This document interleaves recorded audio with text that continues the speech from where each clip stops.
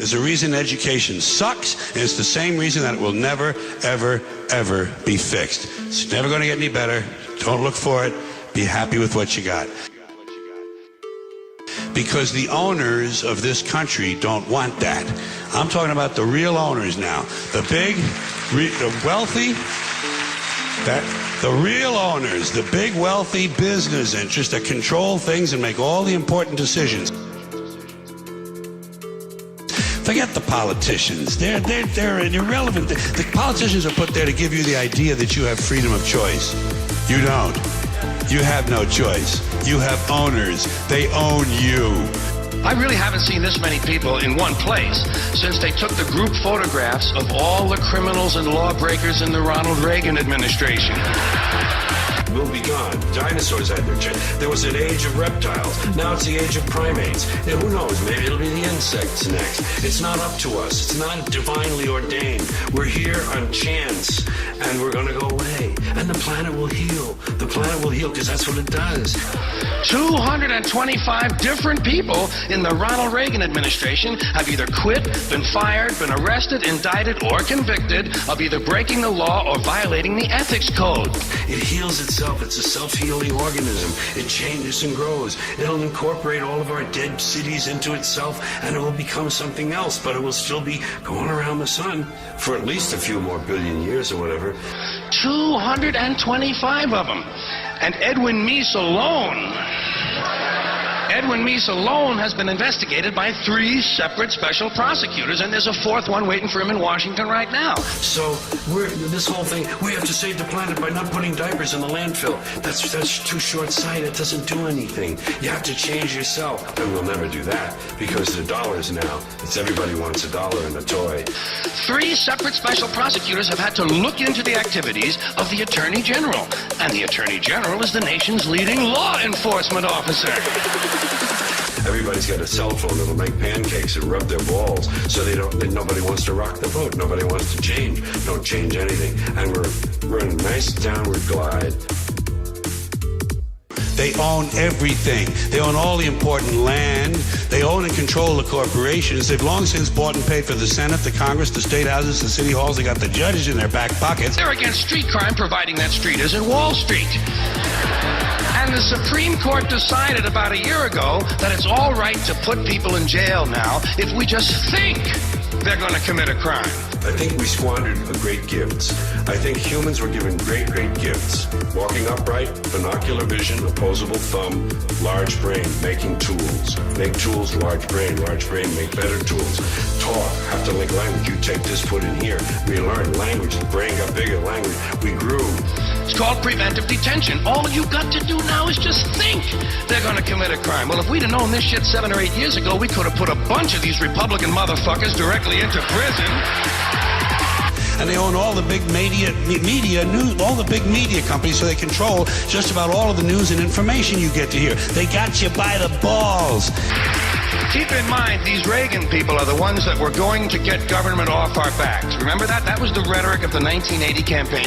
We'll get government off your backs and out of your lives. Yeah, but they still want to tell you what magazines you can read, and they still want to tell you what rock lyrics you can listen to, and they still want to force your kids to pray in school, and they still want to tell you what you can say on the radio. We had great gifts, and we gave it all up for both men, for both money and God and mammon, both. The FCC, the Federal Communications Commission, decided all by itself that radio and television were the only 2 parts of American life not protected by the free speech provisions of the First Amendment to the Constitution. I'd like to repeat that because it sounds vaguely important. They spend billions of dollars every year lobbying to get what they want. Well, we know what they want. They want more for themselves and less for everybody else. The FCC, an appointed body, not elected, answerable only to the president, decided on its own that radio and television were the only 2 parts of American life not protected by the First Amendment to the Constitution. And why did they decide that? Because they got a letter from a minister in Mississippi. So we keep ourselves limited, and then we want a toy and a gizmo and gold, and we want shiny things, and we want something to plug in that'll make big things for us. And all that shit is nothing. It's nothing. The Reverend Donald Wildman in Mississippi heard something on the radio that he didn't like. Well, Reverend, did anyone ever tell you there are two knobs on the radio? But I'll tell you what they don't want. They don't want a population of citizens capable of critical thinking. They don't want well-informed, well-educated people capable of critical thinking. They're not interested in that. That doesn't help them. It's called freedom of choice, and it's one of the principles this country was founded upon. Look it up in the library, Reverend, if you have any of them left when you finish burning all the books. And Americans who also had great gifts. When you take the theory of democratic rule, self-government, okay, they started off wrong. They owned slaves. They didn't let women vote. They didn't let people who didn't own land vote. Fine, they got off on the wrong foot, but the ideas were good. But we fucking blew that. We polluted it. And speaking of real estate holdings, let's get back to Ronald Reagan and his criminal gang. When last we left them, they were going to get government off our backs. That's against their interest. That's right. You know something? They don't want people who are smart enough to sit around the kitchen table to figure out how badly they're getting fucked by a system that threw them overboard 30 fucking years ago. When they say right to life, they're talking about their right to decide which people should live or die. We polluted it with this stuff, things, material goods, games, gizmos, toys, gadgets, having possessions. He's got a bigger truck. He says his truck is bigger than mine. I'm getting a new truck. It's the old American double standard. You know, say one thing, do something different. They don't want that. You know what they want? They want obedient workers. Obedient workers. People who are just smart enough to run the machines and do the paperwork and just dumb enough to passively accept all these increasingly shittier jobs with the lower pay, the longer hours, the reduced benefits, the end of overtime, and the vanishing pension that disappears the minute you go to collect it. And now they're coming for your Social Security money. And of course, the country is founded on the double standard. That's our history. We were founded on a very basic double standard. This country was founded by slave owners who wanted to be free. Here's a big truck. Oh, I'm getting that one. That's what you got, a video in it? You DVD too? Hey, you don't have a DVD. I got a DVD, you know. Oh, please. Whatever happened? And all of that is what happened, you know? And that's why I'm divorced from it now. A group of slave owners who wanted to be free. So they killed a lot of white English people in order to continue owning their black African people so they could wipe out the rest of the red Indian people and move west and steal the rest of the land from the brown Mexican people, giving them a place to take off and drop their nuclear weapons on the yellow Japanese people. They want your fucking retirement money. They want it back so they can give it to their criminal friends on Wall Street. And you know something? They'll get it. They'll get it all from you sooner or later because they own this fucking place.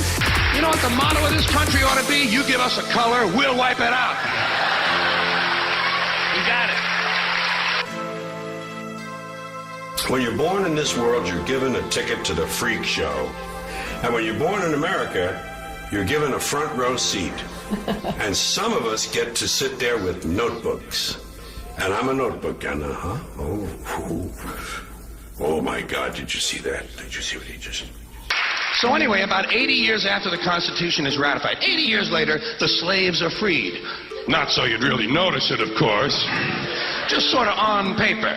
It's a big club, and you ain't in it. You and I are not in the big club. And by the way, it's the same big club they use to beat you over the head with all day long when they tell you what to believe. All day long, beating you over the head in their media, telling you what to believe, what to think, and what to buy. And that was, of course, during the Civil War.